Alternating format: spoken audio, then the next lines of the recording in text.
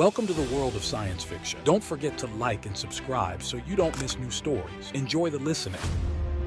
Dexter Hawkins jolted awake as the Starlight Dream lurched violently.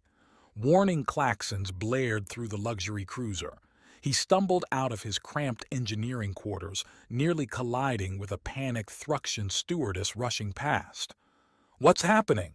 Dexter shouted, but she was already gone. The ship shuddered again. Through a viewport, Dexter glimpsed a swirling anomaly engulfing the starship. His stomach dropped as the Starlight Dream plummeted toward an alien world below. Dexter sprinted for the nearest escape pod, but the corridor twisted, flinging him against the wall. As the ship broke apart around him, his last thought before losing consciousness was regret at taking this job. He awoke to the acrid stench of burning synthetics. Dexter's head throbbed as he pushed debris off his chest, coughing in the smoke-filled air. Daylight filtered through gaps in the wreckage. He was alive somehow. Dexter crawled out of the twisted metal, blinking in the harsh sunlight of an alien world. The shattered remains of the Starlight Dream lay scattered across a barren landscape. In the distance, craggy mountains loomed beneath unfamiliar constellations. "Hello?" Dexter called out. "Anyone there?" A groan answered nearby. Dexter scrambled over a pile of luggage to find a Centaurian woman pinned beneath a fallen bulkhead. Her iridescent skin shimmered as she struggled weakly. "Hold on, I've got you," Dexter said, wedging his shoulder under the debris. With a grunt of effort, he lifted just enough for the alien to pull free. "Thank you," she gasped, rubbing her bruised limbs. "I am Lumina." "Dexter, are you hurt?" Lumina shook her head. "Nothing serious. But the others?" They searched the wreckage, calling out for survivors. One by one, dazed passengers emerged. All female, Dexter realized. The Starlight Dream had been a women-only pleasure cruise. As an engineer, he'd been one of the few men aboard. By sundown, they'd gathered 20 survivors from a dozen different species. Dexter was the only human, and the only male. He tried not to stare at the assemblage of exotic beauties surrounding him, each alien woman more stunning than the last. A statuesque woman with 4 arms approached. Her segmented exoskeleton gleamed metallic blue in the fading light. "I am Security Chief Niox," she said, voice tinged with suspicion. "You are crew." Dexter nodded. "Engineering. What's our situation?" Niox's mandibles clicked in agitation. "Bad. No distress beacon. No supplies. Hostile environment." On cue, an unearthly howl echoed from the nearby hills. Several women shrieked in alarm. "We need shelter," Dexter said, "and a defensive position. Those mountains look promising." Niox studied him. "You have survival training?" "2 tours with the Terran Marines before going civilian. I can handle myself." The security chief's antennae twitched as she considered. Finally, she nodded. "Very well. Lead on, engineer." Dexter organized the group to salvage what they could from the wreck.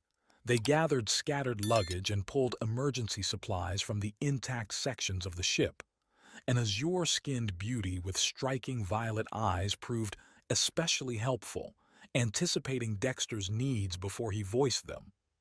"Sylvia," she introduced herself with a coy smile. "I'm a telepath." Dexter's eyes widened. "You can read my mind?" Sylvia laughed, a musical sound. "Surface thoughts only, don't worry. But they're quite interesting." Dexter felt his face flush. He quickly changed the subject. "We should get moving before nightfall." They made their way toward the mountains as twin moons rose in the alien sky. The group struggled over the difficult terrain, unused to such physical exertion. Dexter and Niox took turns carrying those who faltered. When they finally reached the foothills, Dexter located a defensible cave entrance. "We'll rest here for the night," he announced. "Tomorrow, we'll explore further and set up a proper camp." The alien women collapsed in exhaustion.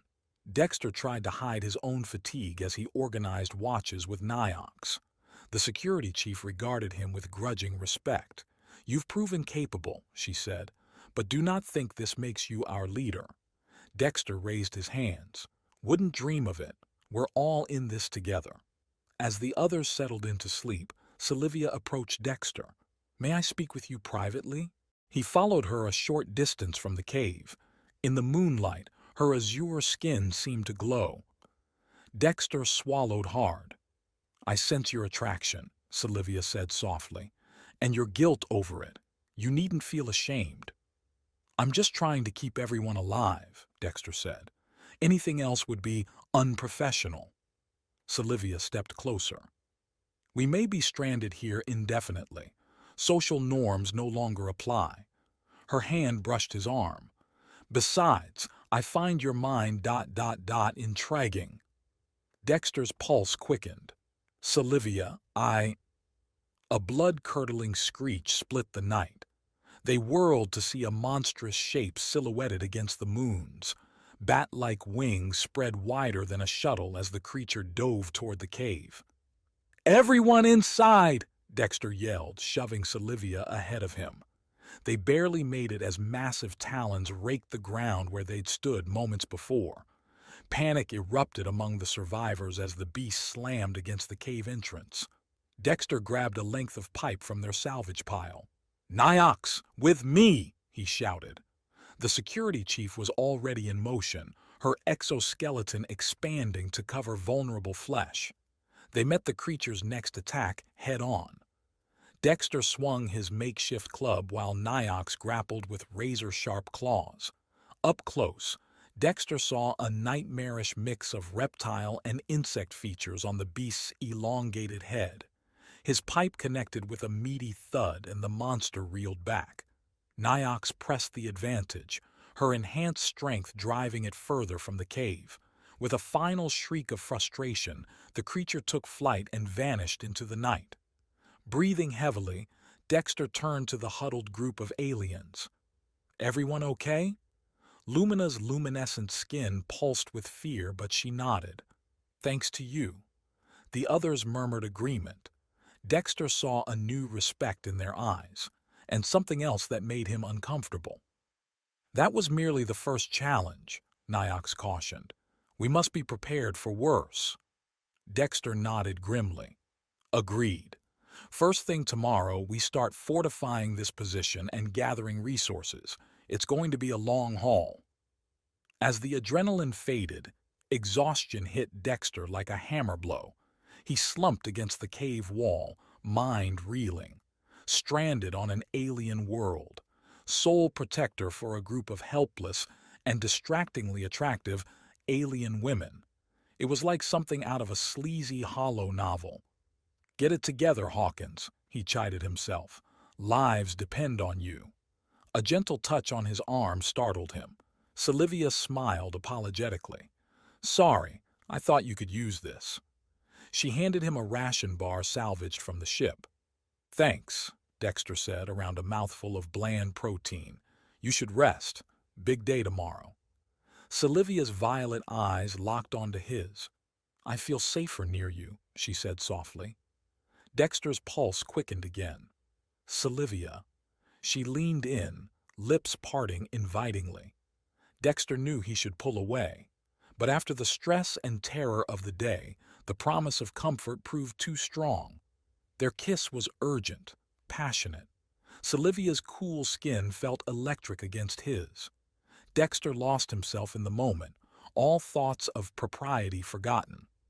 When they finally parted, both breathless, reality came crashing back. Dexter saw other women watching with mixed expressions: jealousy, intrigue, disapproval. "I'm sorry," he said, stepping back. "That was inappropriate. I should—" Sylvia placed a finger on his lips. "Hush. What's done is done, and I, for one, do not regret it." She sauntered back to her sleeping spot, leaving Dexter to sort through a whirlwind of emotions. What had he gotten himself into? The next morning dawned harsh and unforgiving. Dexter roused the group early, ignoring his own exhaustion and the curious looks from the alien women. "All right, listen up," he announced. "We've got three priorities: water, food, and shelter. Niox and I will lead search parties. The rest of you start setting up camp here. Questions?"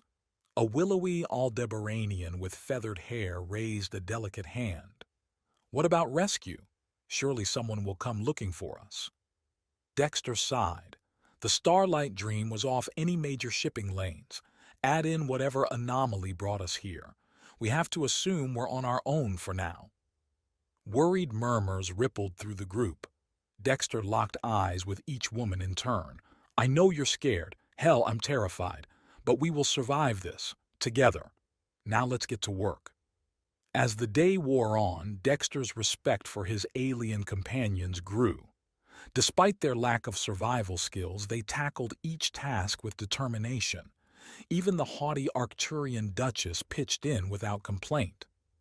Niox proved an invaluable second-in-command, her military background complementing Dexter's.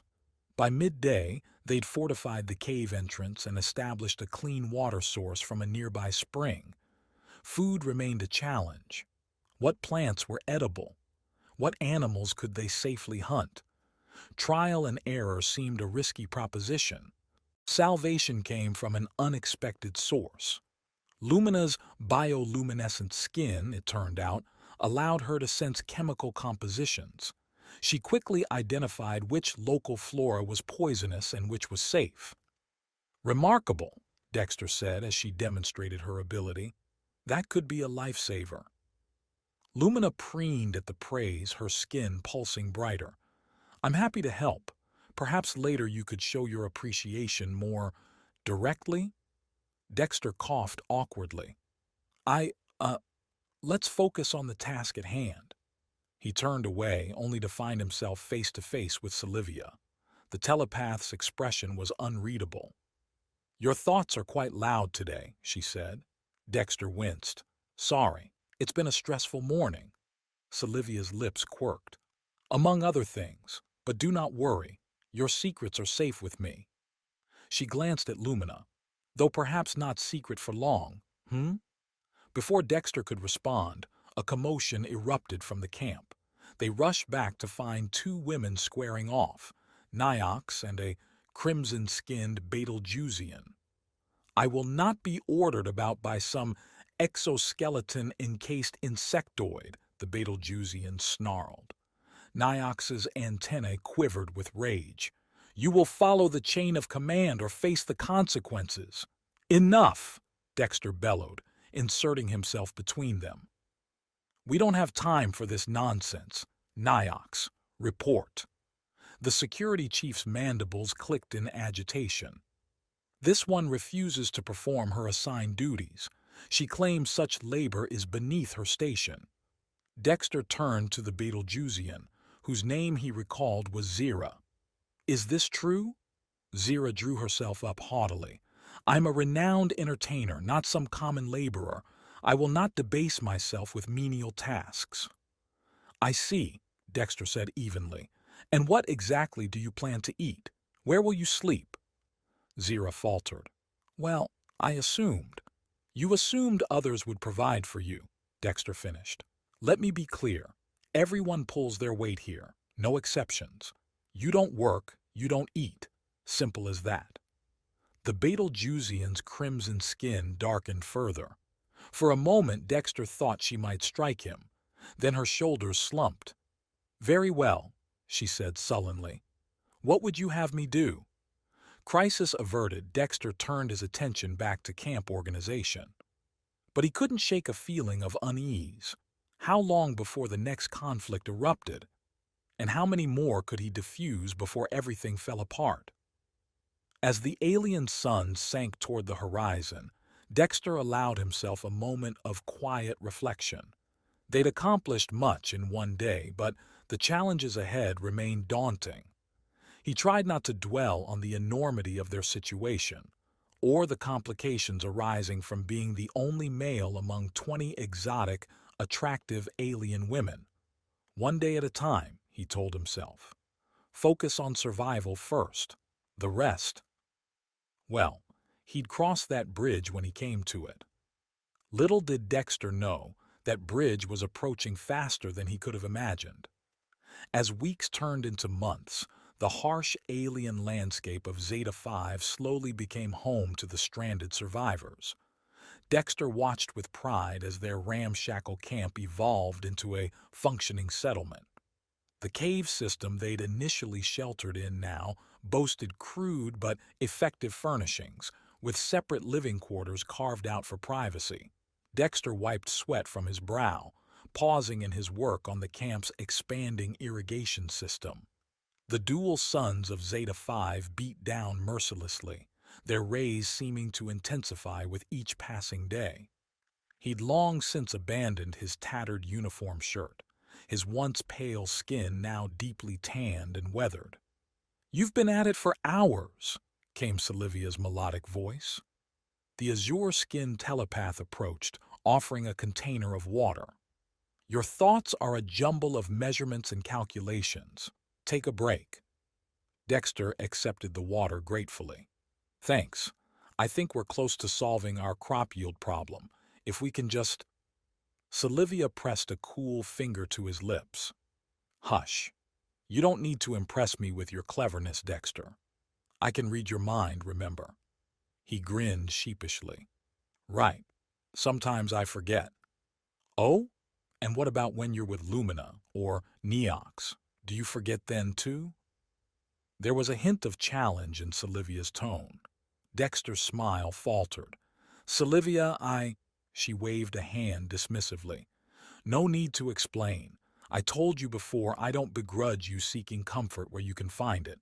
These are unusual circumstances." Before Dexter could respond, a commotion near the camp's entrance drew their attention. Niox's commanding voice rang out, calling for Dexter. They hurried over to find the security chief restraining a furious Zira. The Betelgeusian's crimson skin was flushed in even deeper scarlet, her eyes flashing with rage. "What's going on?" Dexter demanded.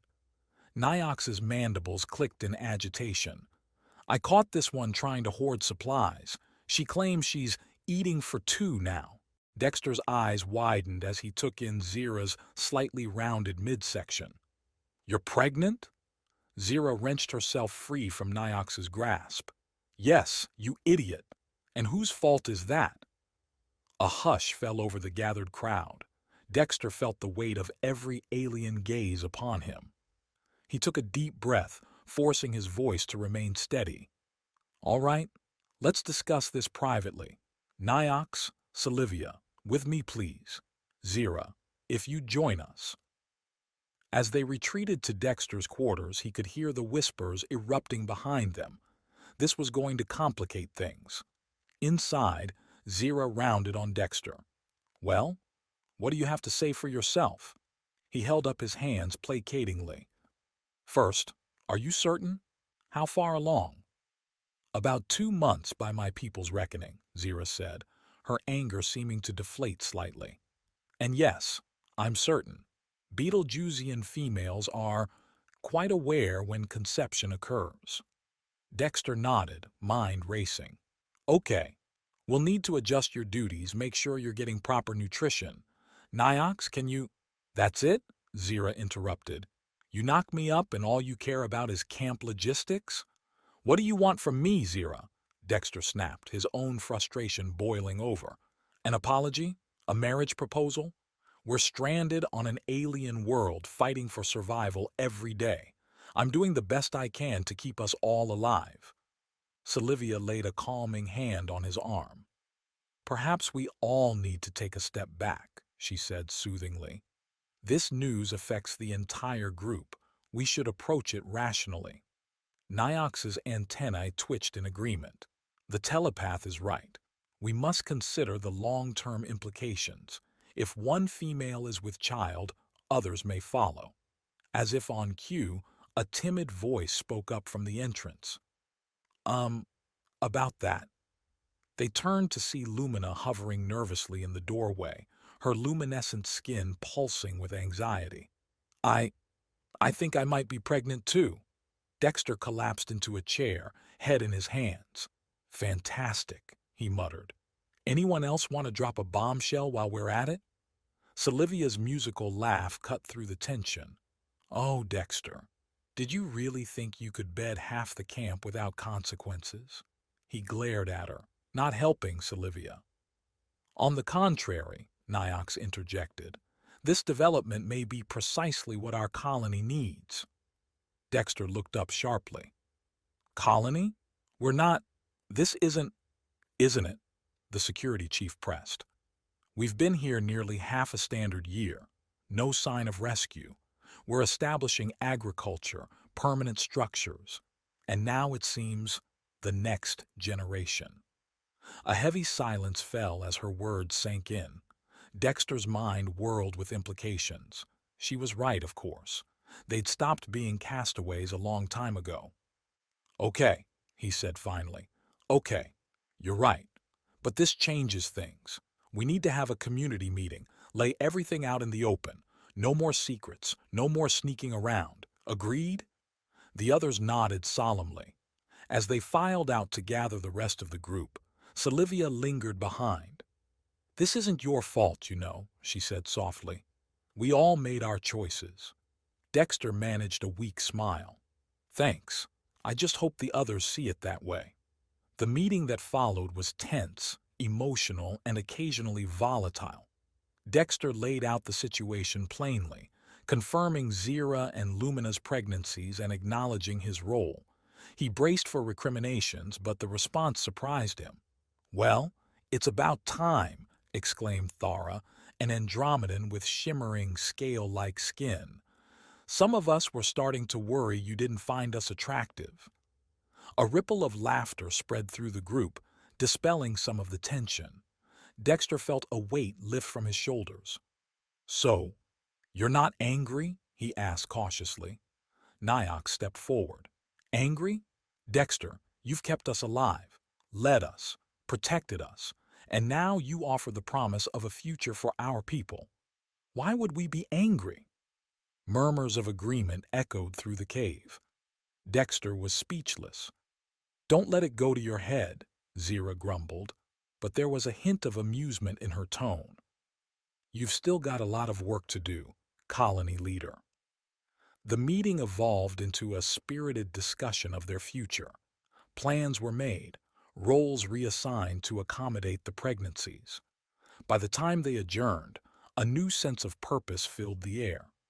As the others dispersed, Sylvia approached Dexter.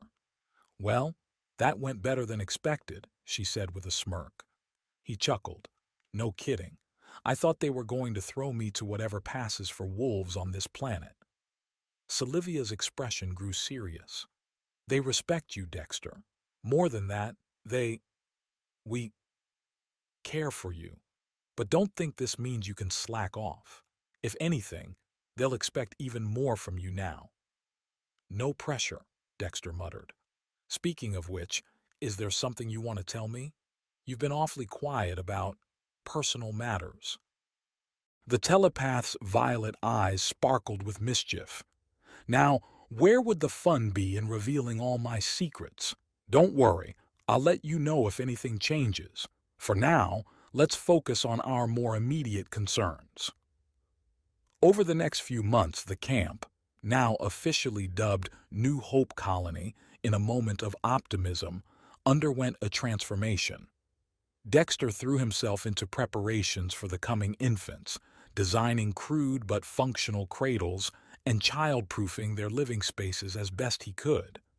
Zira's pregnancy progressed rapidly, her crimson skin taking on an almost ethereal glow.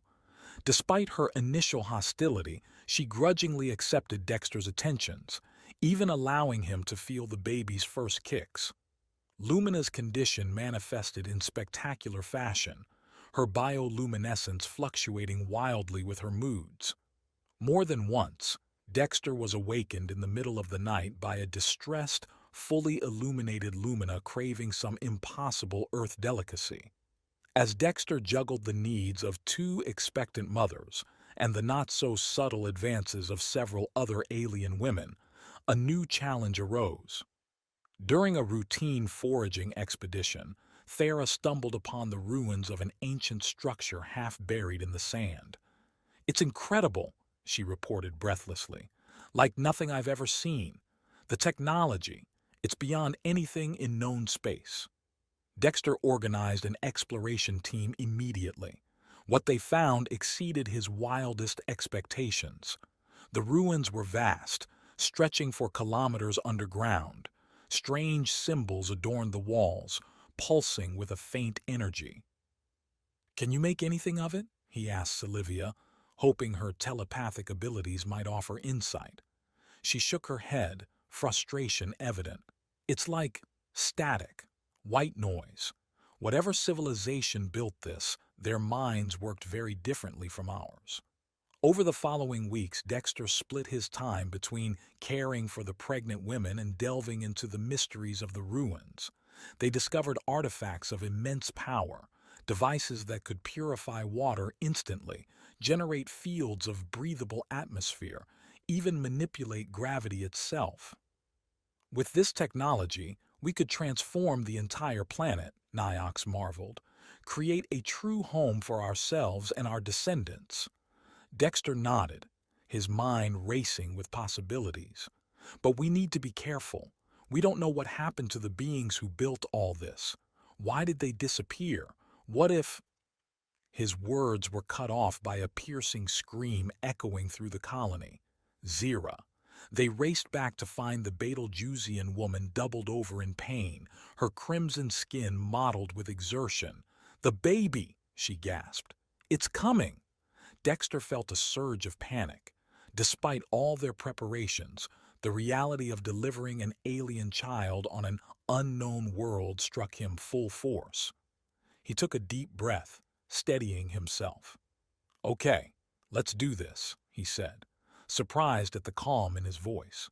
"Sylvia, I need you to link with Zira, help manage her pain. Niox, sterilize the medical supplies we scavenged.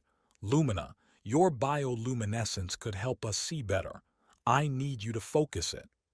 As the colony sprang into action, Dexter marveled at how far they'd come. From a group of terrified castaways to a functioning society on the brink of a new generation. Whatever challenges lay ahead, they would face them together. Zira's screams reached a crescendo as the first rays of Zeta 5's twin suns crept over the horizon. A new day was dawning, in more ways than one. The birth of Zira's child marked a turning point for the colony. As Dexter held the squirming, crimson-skinned infant, a mix of human and Betelgeusian features blending seamlessly, he felt a profound shift in his perspective. This wasn't just about survival anymore. They were building a future. Months passed.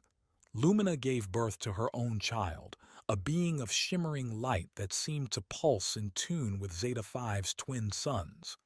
The colony celebrated each new arrival, but challenges loomed on the horizon. Dexter wiped sweat from his brow, squinting at the angry red sky. The planet's climate had been growing increasingly hostile, with violent storms and temperature fluctuations that threatened their carefully cultivated crops. "We can't keep this up indefinitely," Niox said, her exoskeleton gleaming in the harsh light.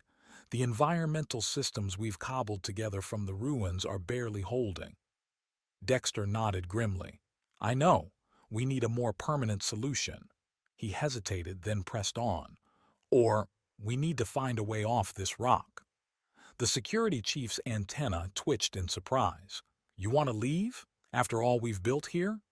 "Not want to, necessarily," Dexter clarified. "But we have to consider all options, for the sake of the children, if nothing else." They made their way back to the heart of the colony, now a sprawling complex of interconnected caves and surface structures. In the central chamber, Sylvia sat cross-legged, eyes closed in concentration as she interfaced with a piece of ancient technology they'd salvaged from the ruins. "Any progress?" Dexter asked softly, not wanting to break her focus. Sylvia's violet eyes fluttered open. "Some. I think I think I've deciphered part of the transmission protocols. If we can boost the power, we might be able to send a signal off-world. Excitement surged through Dexter, tempered by caution. That's fantastic. But even if we can send a signal, who's to say anyone would hear it, or come for us if they did? We have to try, Niox insisted. For the colony, for our future. Over the next weeks, Dexter threw himself into the project with renewed vigor. They cannibalized non-essential systems, rerouting power to the ancient transmitter. Every available hand pitched in, a sense of desperate hope permeating the colony. As they worked, Dexter couldn't help but notice the sidelong glances, the whispered conversations that stopped when he approached. Something was brewing among the colonists. Finally, as they neared completion of the signal device, Sylvia confronted him. "We need to talk, Dexter. All of us." He found himself facing a gathering of the entire colony. Zira stood at the forefront, her child cradled in her arms. Lumina's offspring floated nearby, a miniature star pulsing with curiosity. "What's going on?" Dexter asked, a knot forming in his stomach. Zira stepped forward. "We've been discussing our future. If this signal works, if rescue comes, what then?" Dexter blinked. I assumed we'd all want to go home, back to civilization." A ripple of discontent passed through the crowd. Sylvia shook her head. "It's not that simple, Dexter. Look around you. We've built something here, something unique. Our children. They don't belong to any one world." The realization hit Dexter like a physical blow. Of course, the children were hybrids, products of a union that would never have occurred in normal space. How would they be received in the wider galaxy? "There's more," Niox added. "Thera, Olivia, and I, we're also with child. Your children." Dexter staggered, steadying himself against a nearby console. Five children from 5 different species. The implications were staggering. I don't know what to say," he managed. "You don't have to say anything," Sylvia soothed. "We're not asking you to make a decision for all of us, but we needed you to understand the complexity of our situation before we activate that transmitter." Dexter nodded slowly. "You're right. This affects all of us. We'll make the decision together, as a colony, as a family." The word felt strange on his tongue, but undeniably right. Whatever came next, they would face it as one. The day they activated the signal transmitter dawned stormy and foreboding. Dexter stood with the others in the command center they'd cobbled together, tension thick in the air. "Ready?" he asked, looking to each face in turn. Nods of affirmation answered him. Dexter took a deep breath and flipped the switch. For a heart-stopping moment, nothing happened. Then, with a surge of power that dimmed lights throughout the colony, the ancient device hummed to life. A beam of energy lanced into the turbulent sky, parting the clouds like a cosmic spear. "Now we wait," Sylvia murmured. They didn't have to wait long. Within hours, the proximity alarms they'd salvaged from the Starlight Dream's wreckage blared to life. Something was entering the atmosphere. "Battle stations," Niox barked, old instincts kicking in. The colonists scrambled to defensive positions, makeshift weapons at the ready. Dexter's heart raced as he peered through a view screen. A sleek craft, unlike anything he'd seen before, descended through the roiling clouds. It touched down with impossible grace just beyond the colony's perimeter. "Hold your fire," he ordered, though no one had made a move to attack. "Let's see what we're dealing with." A hatch on the vessel irised open. A figure emerged, humanoid but clearly not human. Its skin shimmered with an opalescent sheen, eyes like liquid silver surveying the scene. "Greetings," a melodious voice rang out, seeming to bypass their ears and resonate directly in their minds. "We received your distress call. We are here to help." Dexter stepped forward, heart pounding. "Who are you?" The being's silver eyes locked onto him. "We are the Guardians, watchers of the galactic fringe. We've been monitoring this sector since the fall of the precursors. The precursors, Sylvia breathed. The ones who built the ruins? The Guardian nodded. Indeed. Their civilization spanned galaxies, but they fell to their own hubris. We've spent millennia ensuring their technology doesn't fall into unprepared hands. Its gaze swept over the colony, though it seems some of it has found worthy inheritors. Dexter's mind reeled. So? You're not here to rescue us? That depends, the Guardian replied, on what you wish to be rescued from. We can return you to your homeworlds if that is your desire, or— It paused, silver eyes twinkling. We can offer you a choice. Over the next hours, the Guardian laid out a proposal that left the colonists stunned. There were other worlds, it explained, planets seeded with precursor technology, waiting for the right inhabitants to claim them. The Guardians had been seeking worthy candidates to shepherd these worlds into a new age. Your colony represents something unique, the Guardian said. A blending of species and cultures we've not seen since the height of precursor civilization. You've proven your adaptability, your ingenuity. If you choose, we can take you to a world where you can build the future you've begun here. The colonists erupted in excited chatter. Dexter felt a swell of emotions threatening to overwhelm him. He raised a hand, calling for quiet. This is more than we could have hoped for, he said carefully. But it's not a decision we can make lightly. We need time to discuss, to consider all angles. The Guardian inclined its head.